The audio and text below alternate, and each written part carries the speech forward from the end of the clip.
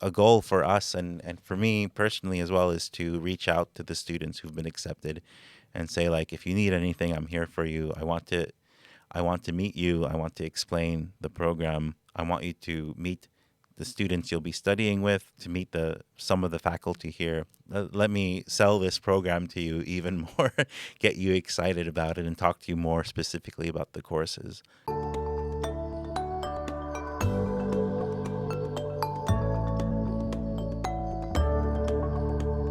Tervetuloa. Welcome back to the JYU for You podcast.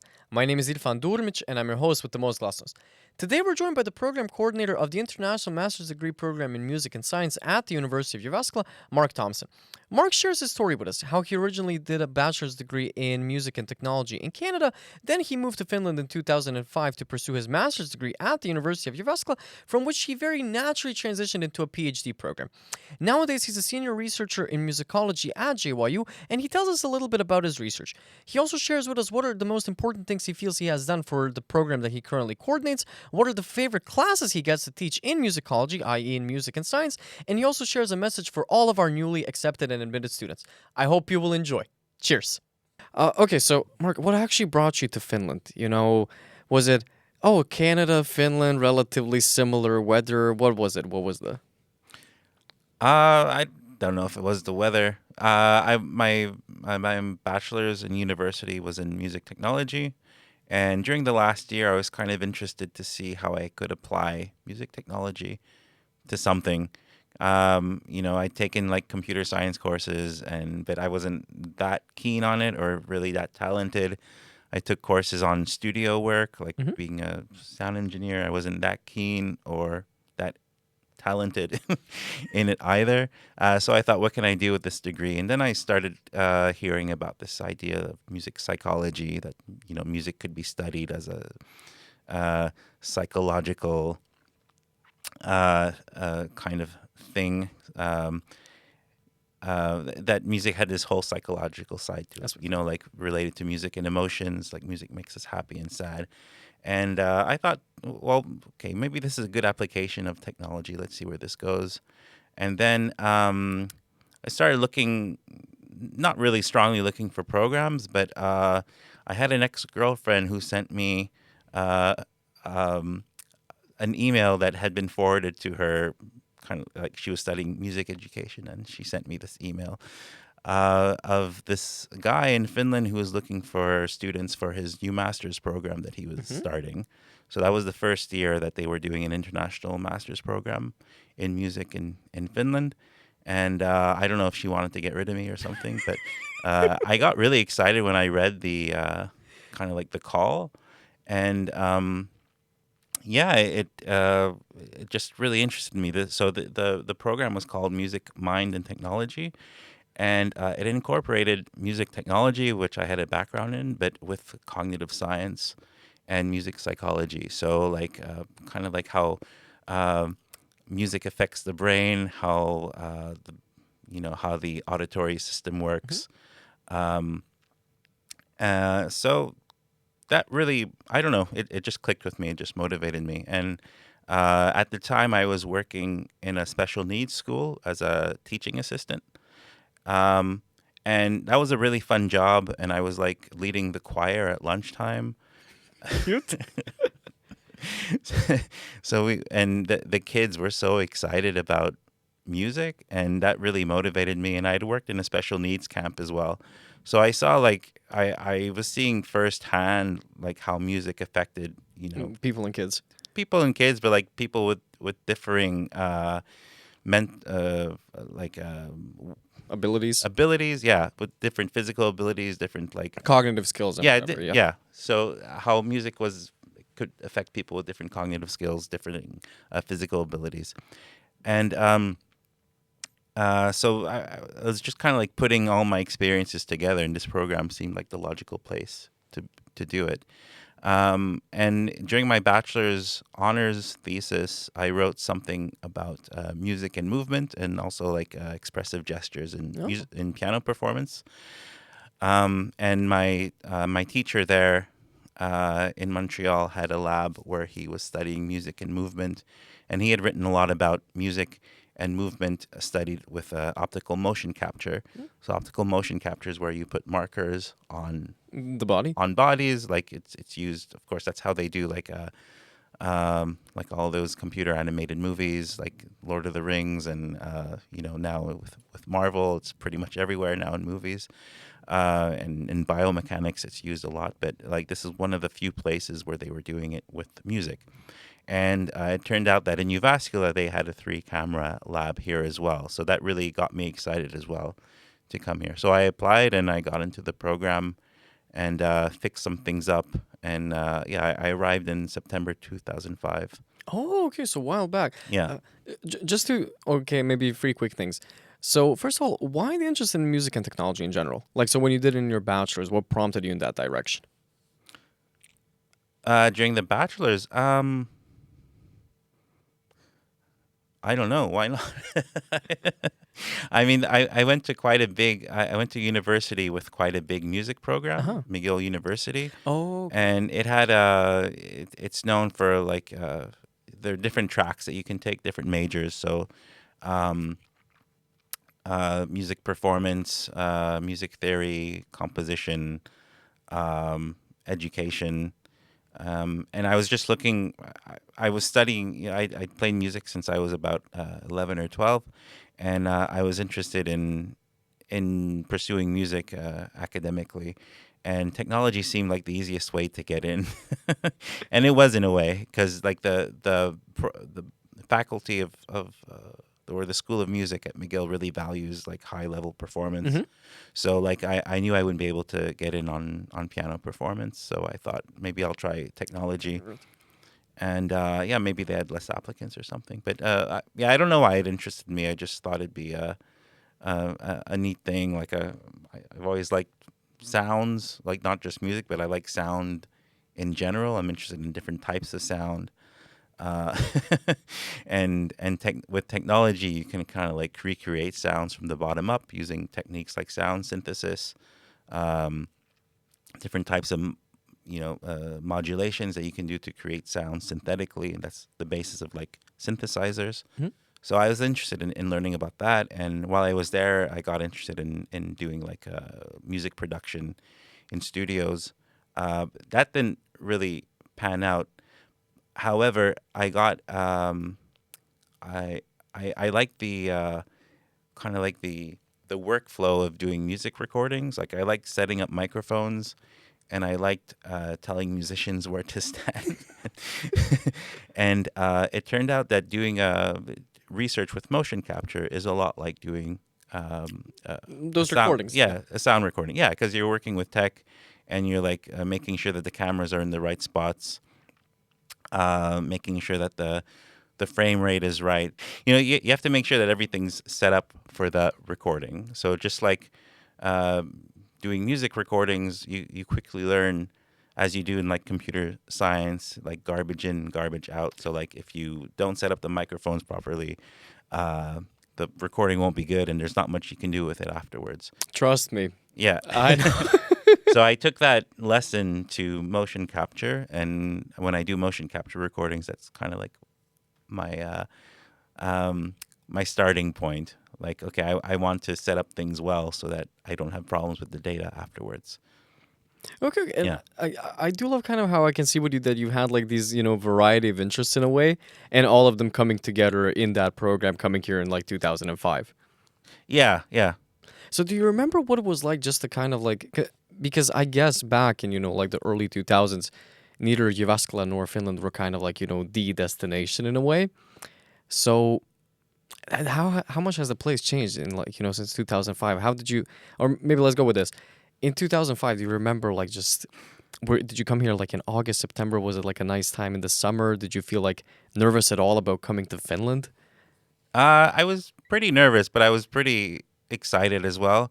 I had just in that August, I had gone to South Africa for a month, and I was taking care of these this family that I knew, like these two brothers that I knew who were in wheelchairs. They had muscular dystrophy, and I'd gotten to know them in stuff I'd done at the summer camps, and they invited me to accompany them, me and this guy, my friend Bryson. They invited us to stay with them in South Africa while they were visiting their family. They were originally from Zimbabwe, but like from that area anyway.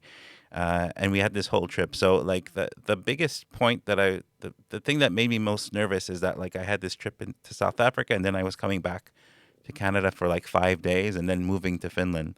But it was very exciting. It was stressful, but I was more excited than stressed. Yeah.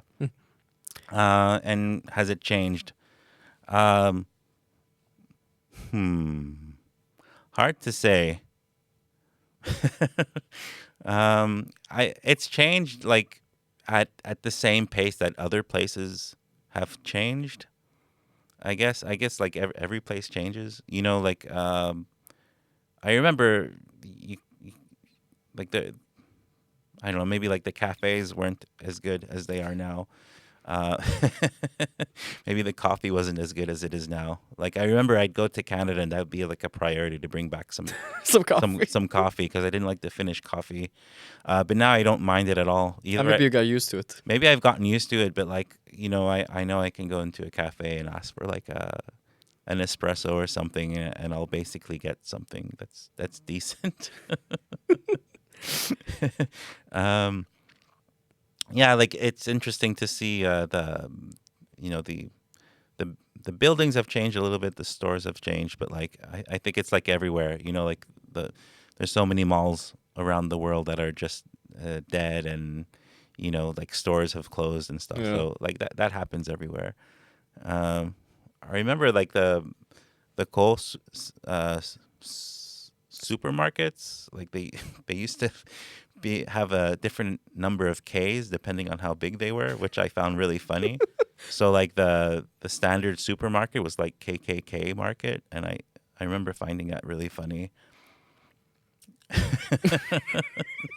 And I was taking pictures like, oh, they have KKK market here, and I don't know, maybe they got the message eventually. And Yeah, maybe they realized maybe we won.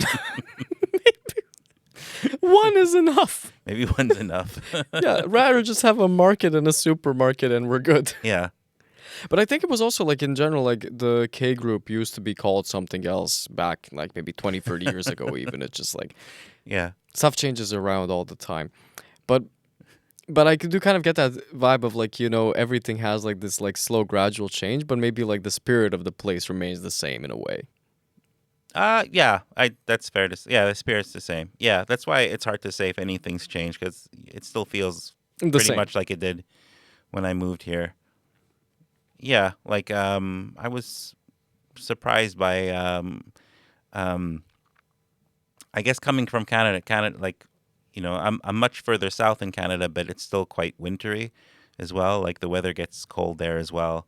And the climate around Montreal is more humid than it is in Finland. So like I was it was nice to see like experience winter in a drier Climate. like a drier kind of winter. So I found that like if you dressed warmly enough, you could be perfectly comfortable walking around in the city or in the country. And in Montreal, it seems to be like the winters fluctuate a little bit more in temperature.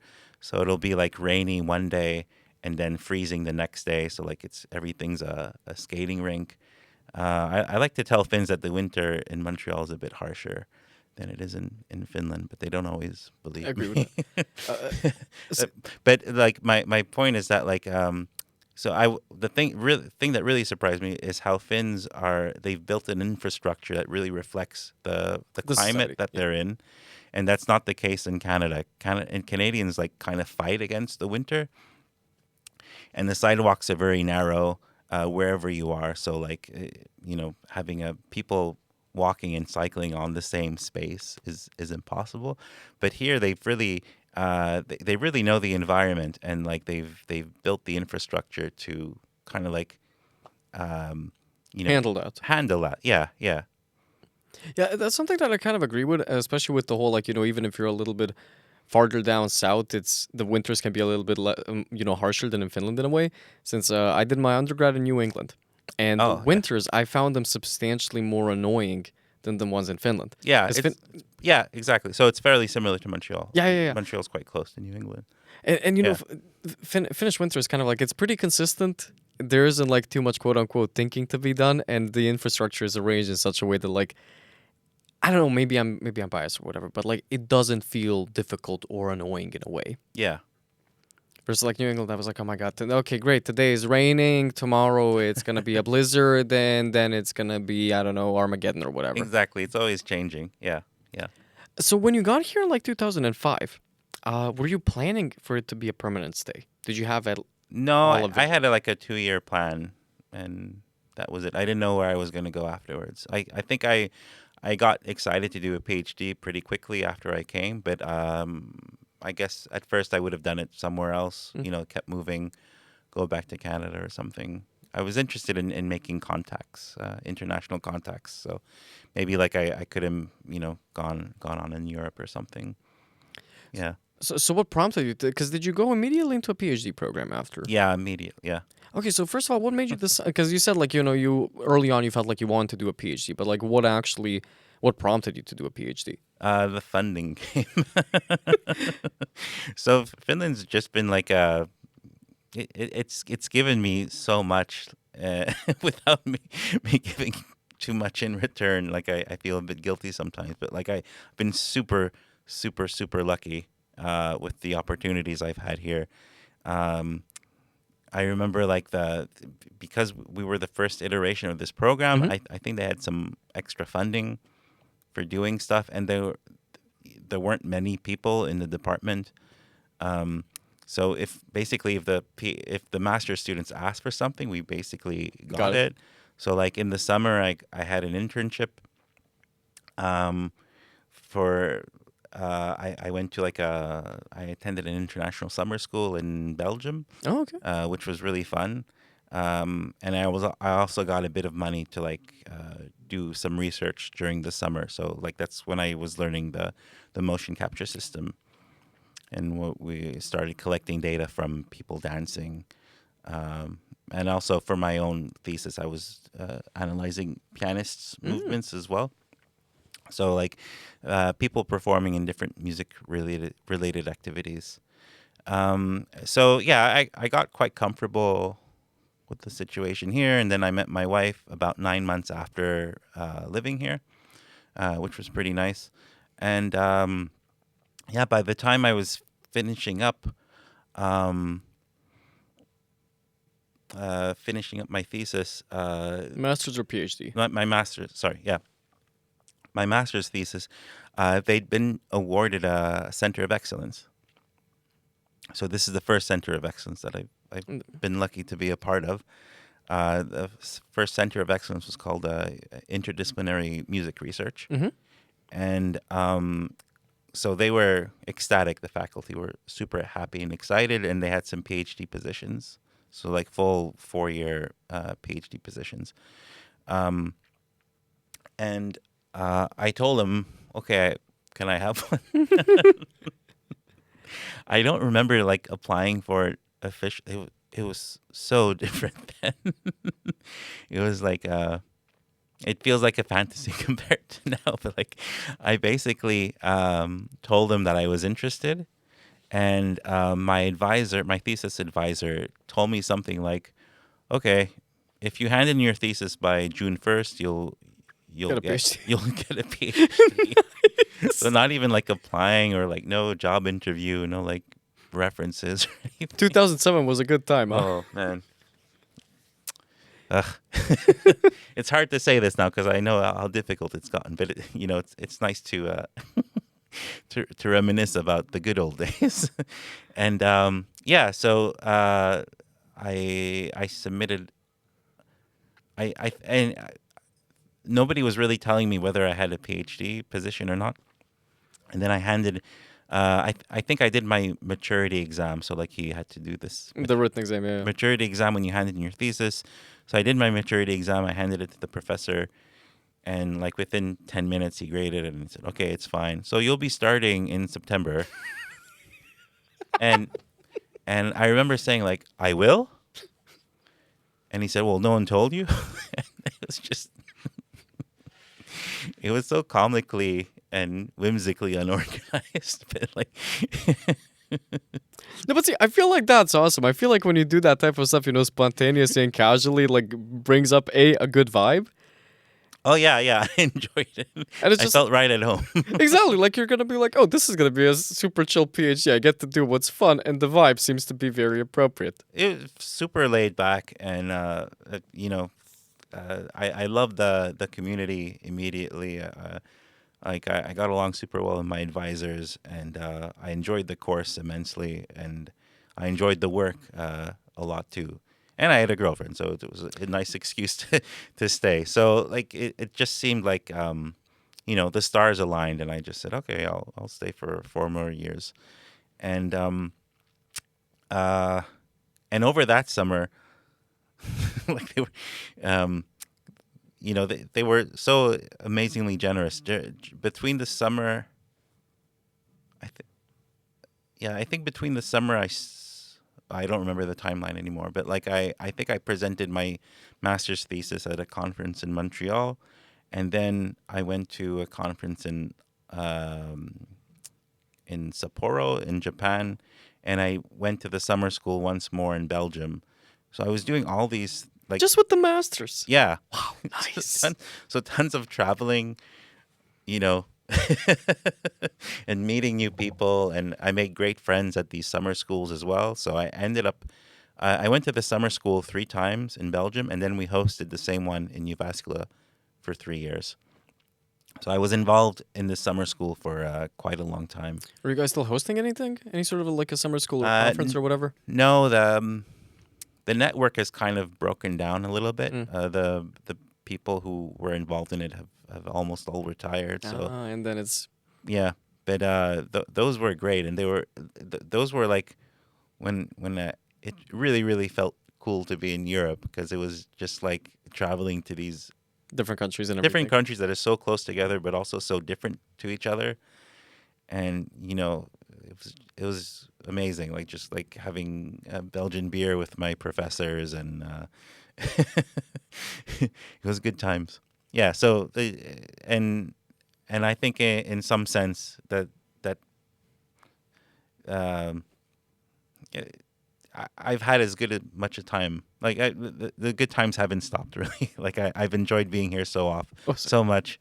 Um, yeah, it's been such a great experience, and yeah, certainly like those good experiences at the beginning kind of like propelled things. Just continued. Just continued, yeah.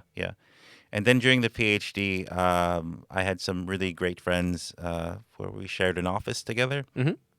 and there were 4 of us doing our PhDs together, and um, and we got along really well. We were helping each other out. Like it was really easy to ask each other questions, and but we also had an espresso machine in the in this student Office. office.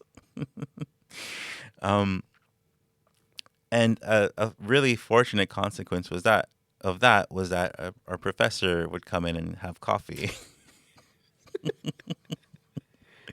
so so he was really approachable too. So he'd come in and have his coffee, and like he'd end up like answering some A of bunch our of questions? questions. Yeah. And I never felt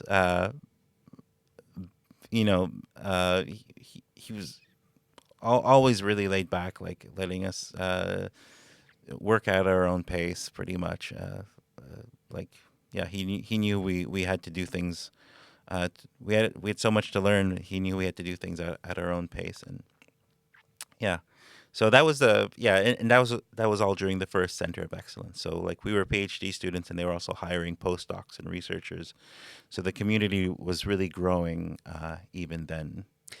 Just for the people who aren't familiar with the concept, what is a center of excellence in Finland?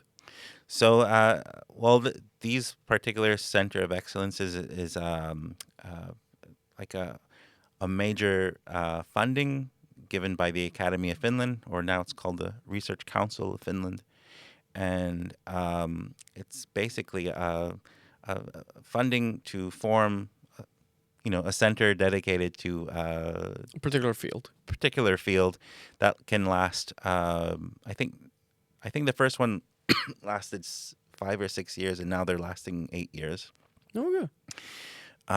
So I can't say exactly like what the what what the Academy of Finland thinks centers of excellences are, but it kind of like makes your field safe for the next few years, right? Because you know you'll get funding. You get funding um, for researchers, for infrastructure, for traveling. Um, it really propels your field In a good direction. in a good direction, yeah. And I think it's maybe like the crown jewel of the funding you can get in Finland, as far as I'm concerned. Yeah, for doing research. So yeah, and I started right at the start of the center with my PhD. Oh, so then perfect timing. Yeah, yeah, yeah. So is that kind of like that entire infrastructure and everything, and just like the general vibe of the department? Is that what prompted you to stay in Jyväskylä after the PhD? Was there ever a moment of like, maybe I'll head over to Helsinki or something? Like, what was the thought process? Yeah, when I was finishing my PhD, I was looking around for jobs elsewhere.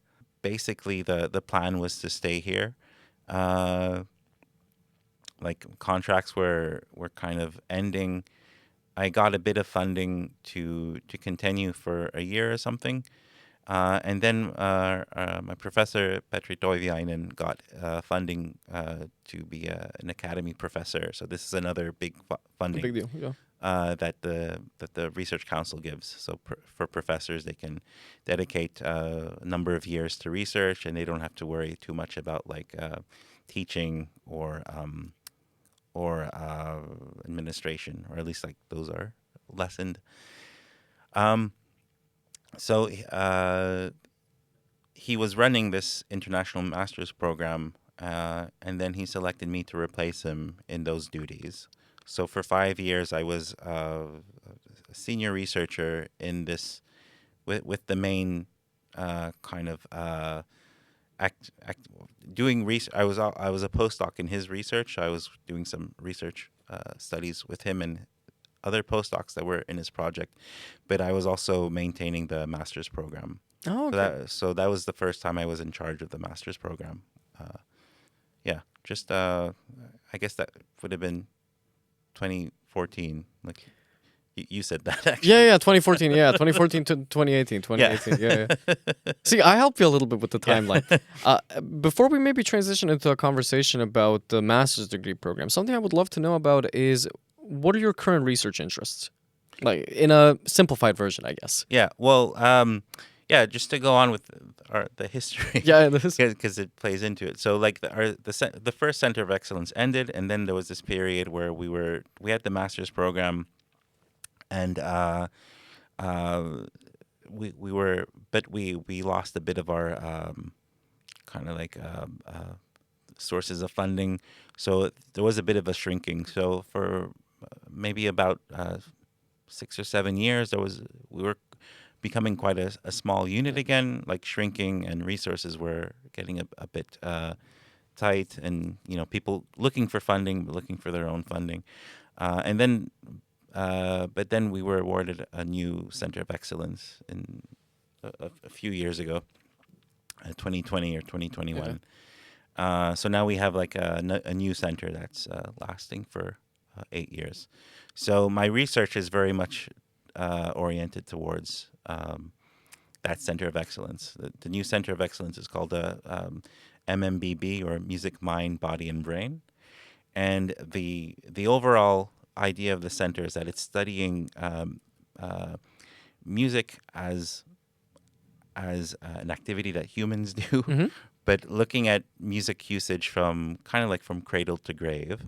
So we're looking at how music is learned by very young children, how teenagers use music to build a sense of identity and to build social bonds with other people.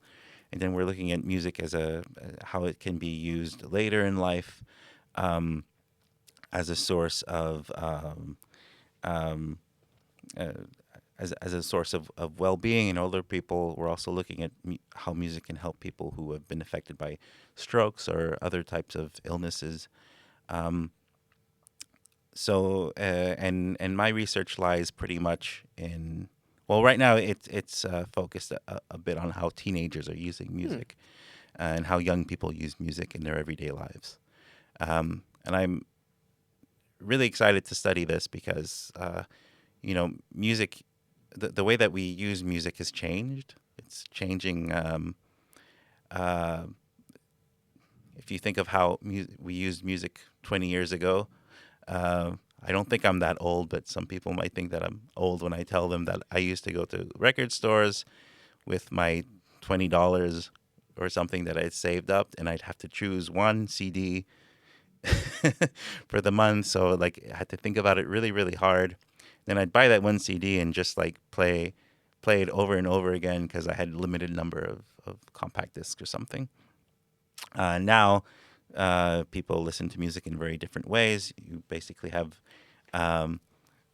access to most of the music humans Ever have created. ever created through just one subscription, like Spotify or YouTube or something.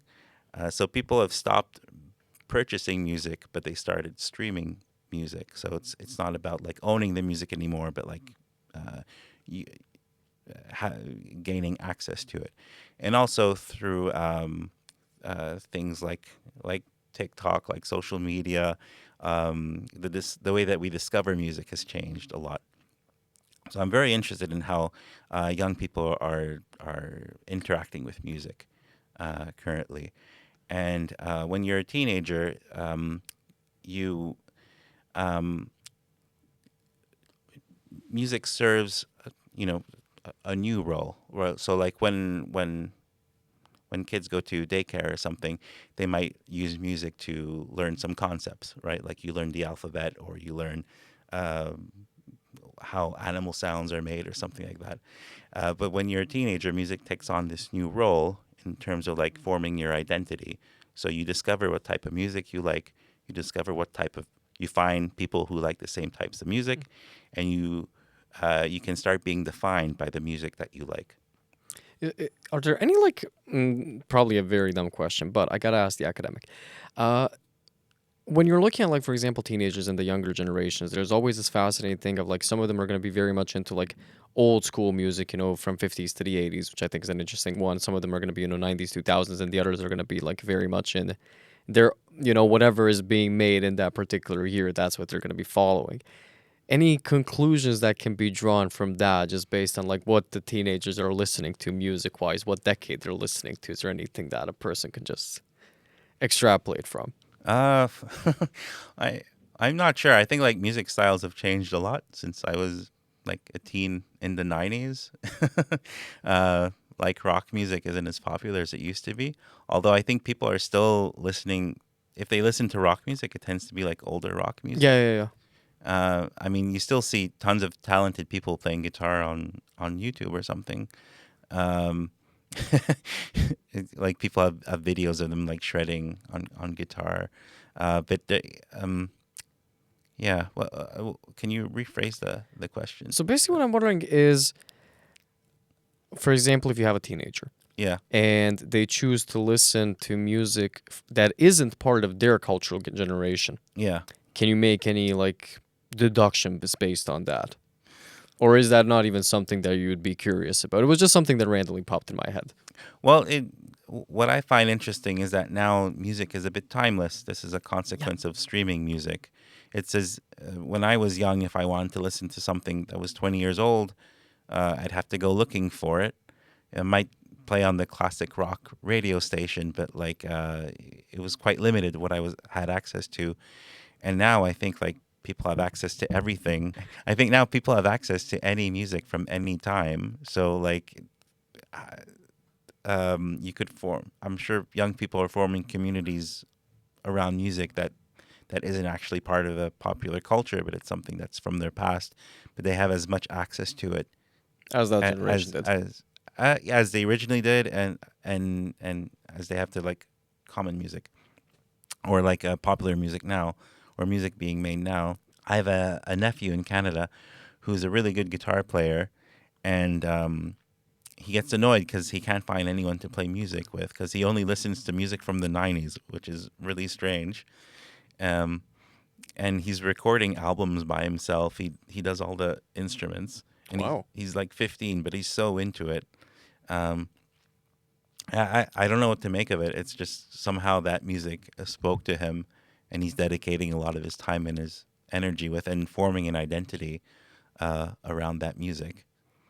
Yeah. See, to me, that's always kind of fascinating when I see people. Like, I'm somebody who very much exclusively listens to 70s, 80s, but then I see people that like listen to 40s and 50s and 60s, and I'm like, I find it interesting how like different people can find exactly maybe now because music is timeless, a particular type of music from a particular generation that really speaks to them. So kind of like your nephew has that whole like 90s thing. It's very Yeah. interesting. Yeah. Wow. um, yeah. Our current project, or a project we've been working on for the last couple of years, has to do with this identity forming with teenagers, and also like investigating what type of music teenagers like and what they like to dance to. Mm. And we have this project that's part of Center of Excellence, is also as part of this European Research Council um, um, project called Music Connect. Mm-hmm. And we're having teenagers come in and dancing to music. They come in pairs. No, they come in fours and quartets. But they're two friends. Two sets of friends are coming to the lab at the same time. So we have them dance with their friend, and they have to create a playlist together. So they get to choose what music they're going to listen to. And then halfway through the study, we swap them so that they have to dance with a stranger, and they have to dance to music, a playlist that they've created with the person they just met. Okay. So we're investigating how music can build social bonds. How quickly does it build social bonds? Can, of course, like the people who come in already knowing each other, that they have a relationship together, they might be able to choose music that they both like, and you see that in their dancing patterns. Mm-hmm. They're kind of moving the same way, um, uh, having the same dance moves, having like you can pretty much tell that they're They're friends friends, yeah. from the footage. But we're interested to see what happens when strangers dance together. Can music have this role as a social glue? Can they form relationships based on their shared experiences of dancing to music that they might like, or yeah, that they've chosen?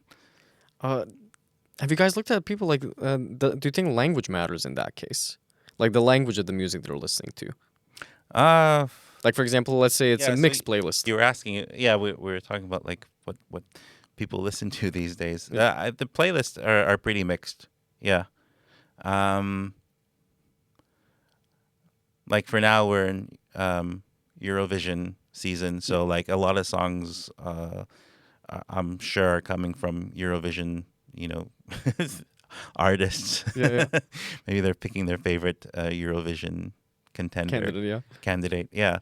Um, yeah, I don't know if it makes much difference. It's not something I've really looked at, whether the language makes much difference, but like it's quite broad what they're choosing, and it's from all the decades. Oh, Like okay, okay, okay. they're just as likely to pick like Erika Wikman as they are ABBA. You Oh, know, okay, like cool. they're because they're varied. Like they're people like different tastes, and also they're trying to. When you're choosing a playlist with a stranger, one thing that might happen is that you're trying to find Common sense, yeah. commonalities. So it might be easier for them to choose something that they both know really well. So, you know, they might not like choose the most extreme thing. They want to show that they have a sense of, uh, you know, when you meet someone for the first time, you generally want to come off as a friendly person. You don't want to come off as a foe. So they might they might choose music that they're both well aware of when they're choosing the playlist. So, you know, maybe they'll choose something like ABBA because it's just something that might be a bit generic now, but it's something that they both know, and then they don't have to like fight over it, or they don't have to like show their full cards that they're um, that you know that they're showing. They don't have to be embarrassed about Yeah. their choices are. Yeah, they can Yeah. kind of like intuitively find that like safe middle ground where nobody's going to be banned. Exactly. Yeah. They might choose the middle ground. Yeah. So what kind of conclusions have you guys figured out so far? Like, does it go? Well, the research is ongoing. Yeah. But I think we're scheduled to finish up the data collection this fall, okay, or yeah, maybe this summer or something. Yeah, we're collecting data from quite a few participants. So Cool. over 200 people are coming to dance in our lab. That's a long Yeah, process. yeah. It's been a long time in the planning, which is why we're really lucky to have like these programs, these funding sources of funding where we can like Continue. continue it and be sure that it doesn't have to end halfway through or something. And this is all happening in the motion capture lab. Yeah, Right? yeah. Oh, so then you must have a lot of fun. Like, I'm assuming you're still involved with the setup and everything, are you? Not as much as I'd like to be, because I have to do other things. But I really love working in the lab still, and our setup has evolved so much since I was here. We started off with 3 cameras, so it was a bit difficult to collect good data. You have things like back then there might have been problems with like slow computer software or things like that. But now we have like what is it, like 24 cameras set up, so it's really easy to get good quality data. And we also have a new markerless motion capture system, which is extremely cutting edge, and it's something that we're extremely happy to have and proud to have. Probably one of the very few music research centers that has a markerless motion capture system. The difference between both is that with the marker, you have to use these reflective markers that you have to put on, and it can take a few minutes to put on the people, and if they're dancing a lot, the markers might fall off, and you have to stop Retouch, the yeah. recording and start from scratch. With the markerless system, it creates computer models based on something called pose estimation.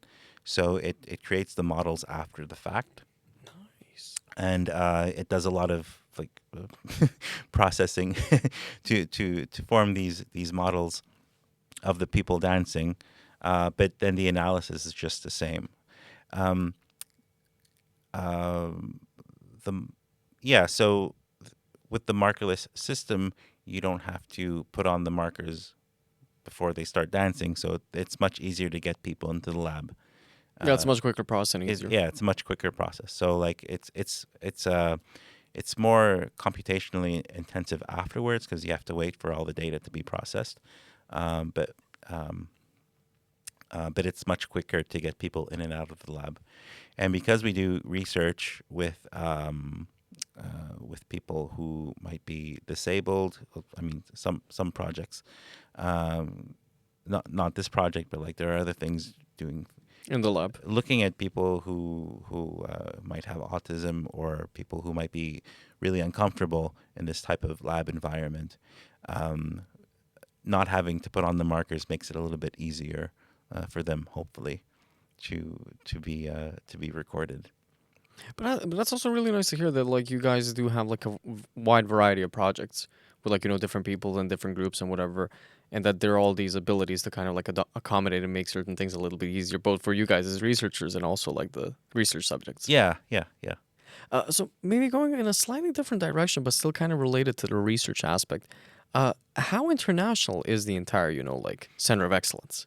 We're very international. I was reading just now. We have like 21 nationalities Nice. at the moment, probably more. That seems a bit on the low end, but definitely in our group, because the Center of Excellence is shared between 2 centers. Mhm. It's a consortium, so we have a the Center of Excellence is also at the University of Psychology in University of Helsinki. Sorry, Department of Psychology, Okay. University of Helsinki.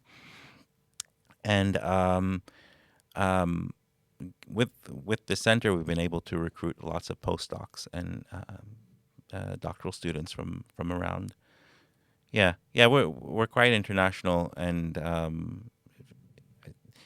we're part of the Faculty of Humanities and Social Sciences. I think we're one of the more international groups within the faculty. And the Yeah. department in general, I guess, is pretty international also. Yeah. Yeah, like Mutku, the Department of Music, Yeah, yeah. Arts and Culture Studies. Yeah, I'd say it's quite an international department. But I think a lot of the internationalism comes from our specific group. Yeah. I take it you're proud of that.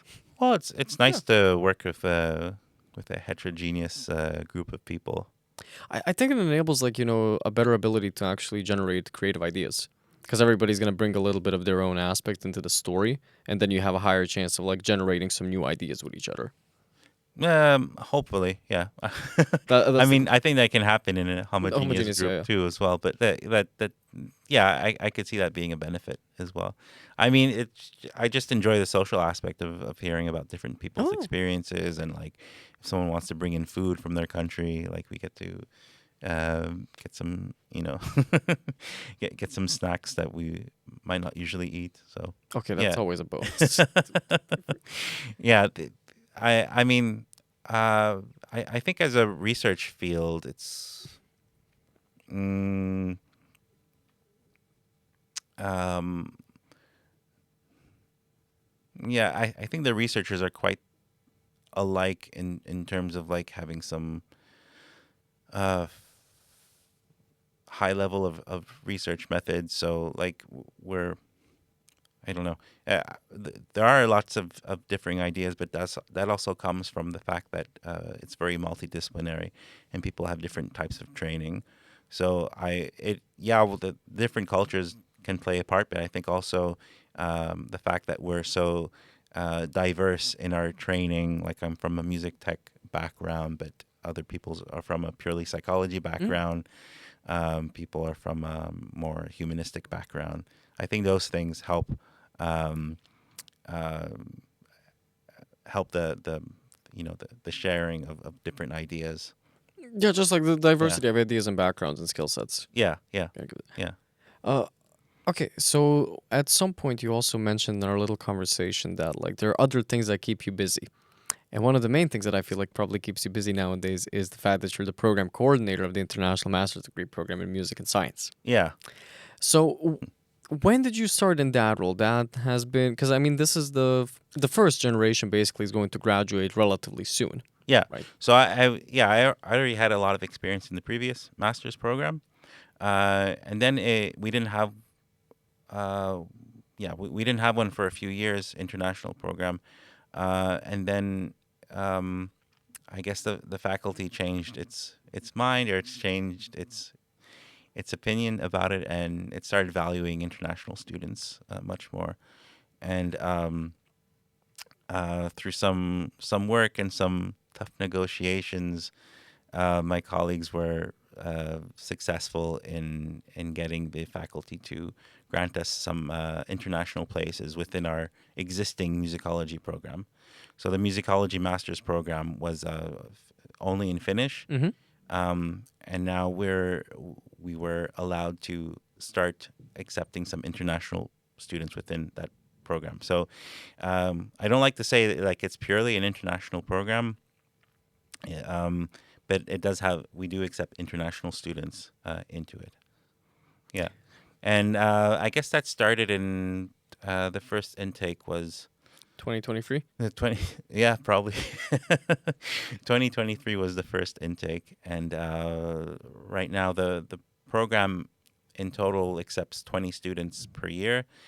15 are international and 5 are Finnish students. However, we also have students coming in from the bachelor's side. Okay, okay, yeah, Yeah, just like who already started off with who like already started off. Yeah, yeah, and then uh, yeah, the way that the program works now is it's a bit cumbersome to explain, but in practice, it's one program, but bureaucratically, technically, it's still two programs. So we have like the Finnish program and the English program, and for students coming so like the students coming into the bachelor from the bachelor's, they automatically get put to the hmm Finnish side, but they're allowed to switch to the English side if they do like if they write a proposal. And now I think next year we'll have 4 students coming to the English side from the Finnish side of things. bachelor's. Yeah. So, what do you think is the benefit of having a practically, if we can say it like this, kind of like a bilingual program in a way? What's the benefit of having a bilingual program? Um, well, I think from my experiences of being in the master's program back in the day, and the whole time that I was running the first program, was that the international students were very isolated. They were their own little club, and they took their own classes. And sure, they took like Suomi Yksi, Suomi Kaksi, but they were very much in their own little Bubble. bubble. To the fact that the Finnish students didn't even know who those people were. They didn't even know that, like, why are they on exchange, or who are these people? Um, so there was although it was a great program, there was a real lack of integration, both with Finnish students, but more importantly into Finnish culture.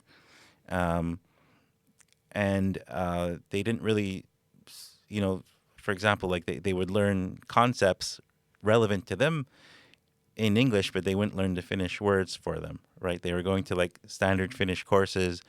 They were learning how to order pizza and how to count fruits and vegetables, but they weren't really learning the vocabulary that was relevant to them. So what we've tried to do with this bilingual side, and actually the kind of like the requirement for us accepting students was that we would have this bilingual aspect to it. And when we accept students, we want them to succeed in the program. We also want them to succeed in Finland, and for this, we need resources towards that. So ideally, when they graduate from our program, they should be able to find work in Finland. It's a high bar because it's, as we all know, it's difficult for international people to find work outside of a university setting.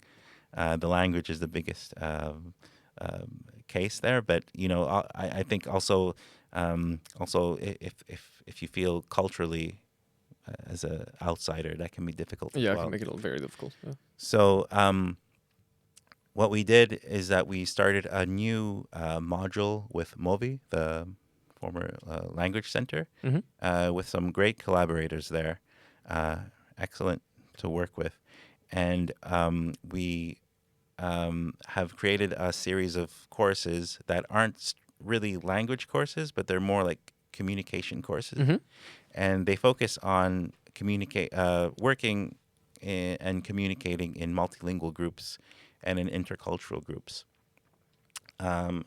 So the first course is kind of what we call like the introduction to music and science, where we introduce them to the kind of like the key research areas in our department.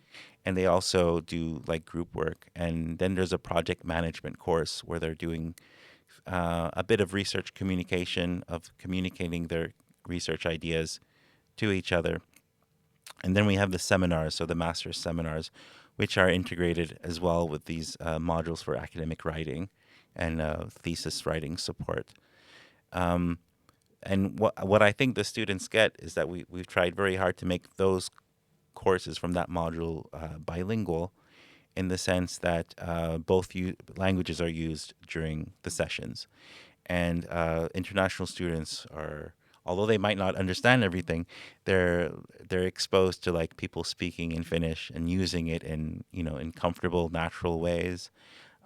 Slides are bilingual as far as possible, as far as reasonable. Which is a great thing. I'm just gonna say that off the bat. Like, if I had a magic wand, doing it bilingually in every class where possible, would be an amazing thing. But just Yeah. the steps that you guys are taking, love it.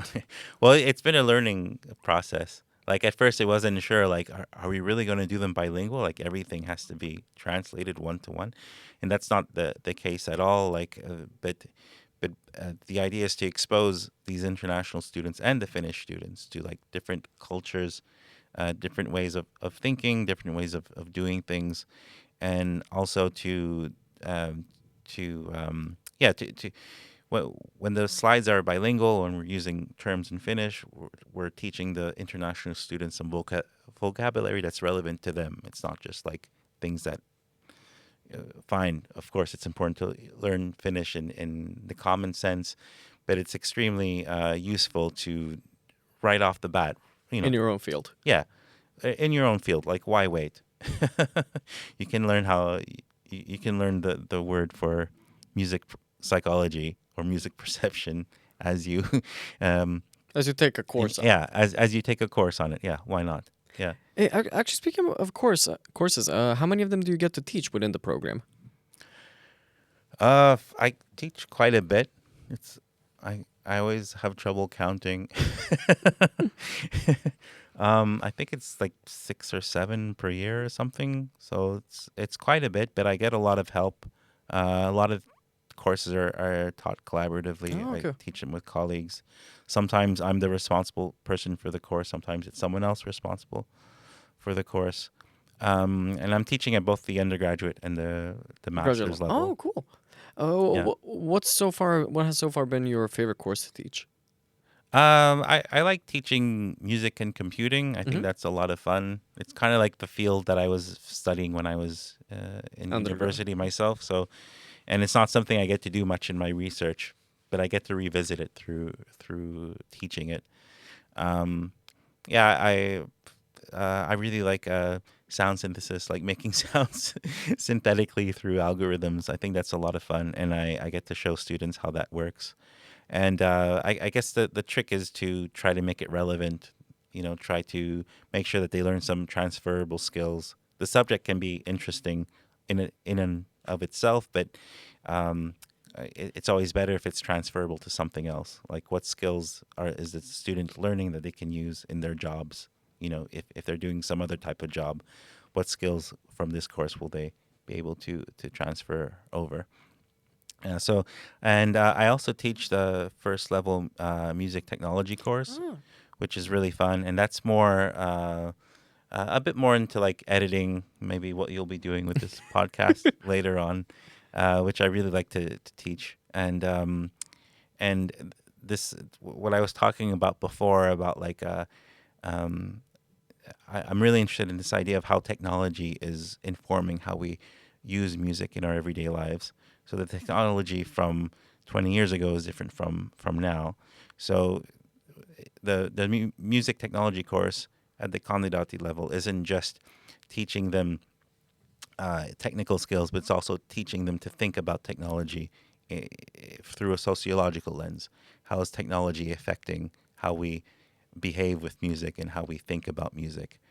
And in like completely these were things that were completely new to me, but like I started teaching game music Ooh. as well because I see the students are really into gaming. So I thought maybe we should talk about like how sounds and music are used in video games, and we also talk about artificial intelligence I music. was about to ask you what. Yeah. So and that's something it's interesting from a technological standpoint. It's really interesting from a sociological standpoint. Like what does AI music mean? What does it mean for the future of music? So like I like to be forward thinking in that course. So it challenges the students, but it also challenges me. So every year the courses change a little bit because this stuff is changing so quickly. Yeah. Um, yeah. I can see the enthusiasm about that class. It was just like. Oh, it's really fun. Yeah. I also like teaching the master's seminar Mhm. very much because Oh, you teach a master seminar. yeah, with my colleague Henrika Peltola. Uh-huh. And this course is really nice because uh, although I'm not involved in all the master students' projects, I get to read about them a lot, and I learn about their, orientations and the way that they think from reading their idea papers and literature reviews. So that's something I really enjoy doing. How long have you been teaching the master's thesis seminar? Well, I started that with the old program, so I guess like 10 or 12 years. Oh, Yeah. honestly, I think that's really cool that like the program coordinator is actually teaching also the master's thesis seminar. I think that's a really good connection to have. Ah, yeah. Well, we're thinking we should rotate it to give other people a chance Ch- to do it. Fair, fair, fair. But yeah, once you're once you're sitting somewhere, you kind of like make your space. You're in a comfortable Yeah, spot. you Why? get comfortable. Yeah, but I'd be happy continuing teaching it, or it'd be nice to get some younger colleague to teach it as well.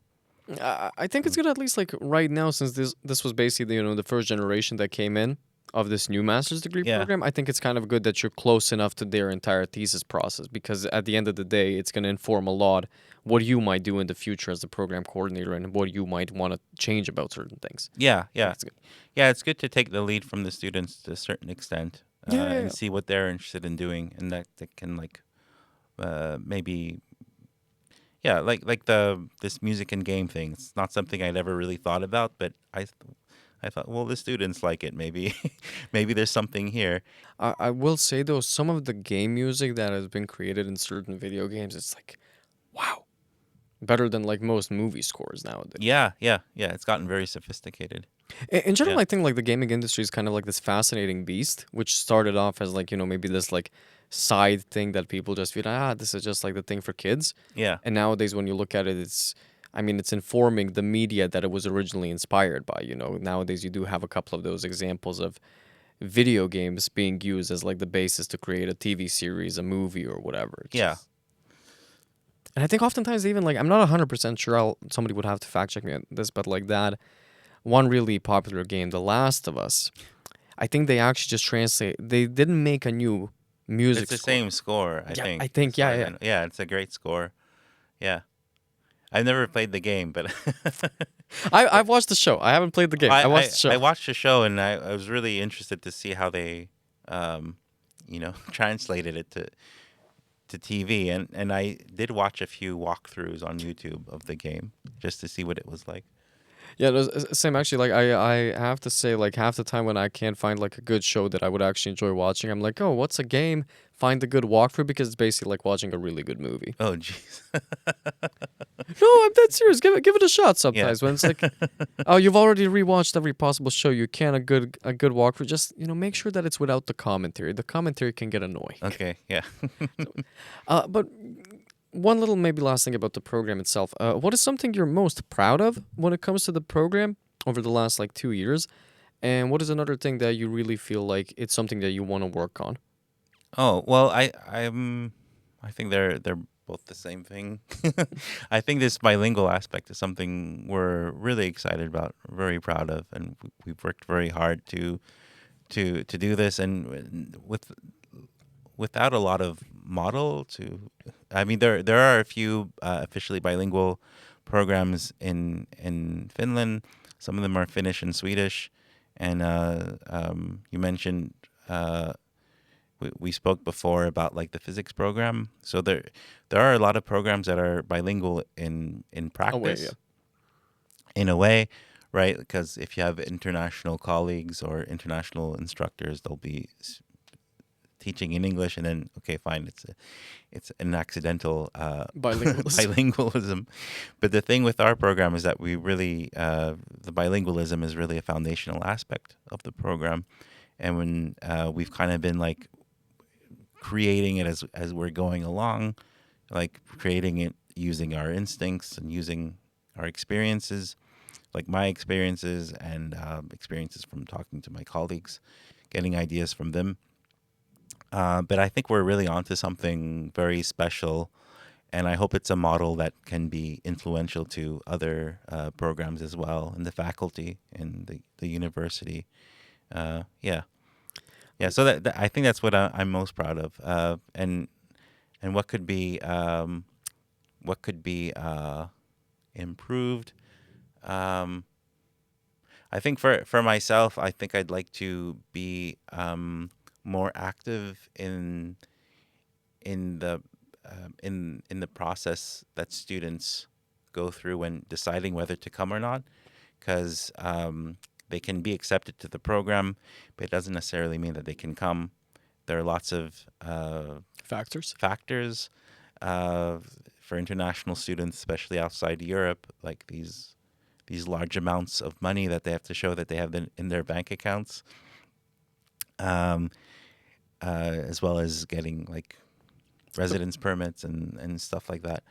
But through it all, I think if they're very motivated by the program, if they become passionate about the program, I like to think that they'll be more motivated to go through gigantic hoops. So I think a goal for us and for me personally as well is to reach out to the students who've been accepted and say, like, if you need anything, I'm here for you. I want to meet you. I want to explain the program. I want you to meet the students you'll be studying with, to meet the some of the faculty here. So yeah, let me sell this program to you even more, get you excited about it, and talk to you more specifically about the courses. Because there's only so much information that you can put online before it gets like too much information. Yeah. And I gotta comment on those two things that you said. First of all, on the whole bilingualism, I think you guys are probably doing the best work out of any department that I've seen. This is me wearing my international student hat. You guys seem to be on the right track with this, and there seems to be like good spirit and good energy there, and it seems to be that there's that integration aspect seems to be working within your guys' program and department, and I think that's a lovely thing to see. Yeah. And on the second note, I already told you the personal experience beforehand, but I'm just gonna mention it for the heck of it again. Um, there are these obstacles and whatever that you're gonna feel when you're an international student, especially coming from outside the European Union. But I remember when I was applying to MAT, so first masters, I really had this feeling from my program coordinators, both Hannah and Stefan. Guys, I kind of had this feeling like, oh, these are people that I can rely on, and it's gonna be worthwhile to go through this entire procedure. Yeah. So I think it's great to see like another program coordinator have that same vision and desire of like, you know, there are these like little obstacles, trials, tribulations, whatever you want to call them, but like we want to give you that support and encourage you to learn about the program and be connected to it in a way and see that it's worthwhile. Yeah, for sure. Yeah. Yeah. And that's something that yeah, the human connection goes a long way. They can be interested in theory in a program, but like knowing that, oh, these are the people I'll be with. Oh, this sounds really exciting. Like, I'll run there. Actually, let me give you like a 90-second pitch. Why should somebody select this program? Well, okay. Well, the programs. Um, why should someone select it? It's a very unique program. It's a different way of thinking about music. Music departments predominantly are usually about music performance or music education. Um, Although we have music education here, but like they're mostly about the performing side of music. They might be the way I think of it is that like um, other departments in music might be thinking of music as like asking the question of how do you make music. In our department, we ask the question, why do we make music? So we're interested in music as a phenomena, as music as something that most people in society use to some extent, usually daily. We're interested in how music can shape identity, um, um, promote or like influence our moods, influence our emotion. It can work as solace. It can work as something to turn to when we're happy. When we're sad, we still listen to music. We might listen to sad music when we're sad. Like, why does that help? It does. That's a question to be studied. So I think if you're interested in how people make, in why people make music, why, if you want to see why music is meaningful to you, why it's meaningful to other people, this would be a nice program to come to and explore those questions. We invite you to explore them with us. And maybe the last thing that I'm going to ask of you today, Mark, since I believe that we're releasing this the day after students get a notification about whether or not they got accepted to JYU. What is a message that you have for newly accepted students? Oh, come, please. We have your place waiting for you. Yeah. And what about the students that like maybe didn't make the cut this year and are still thinking about reapplying next year? Well, I'm very open to answering their questions if they have any. A lot of times it's because the students we didn't feel that they had a good understanding what the program was, and their application might not have reflected what the program was about.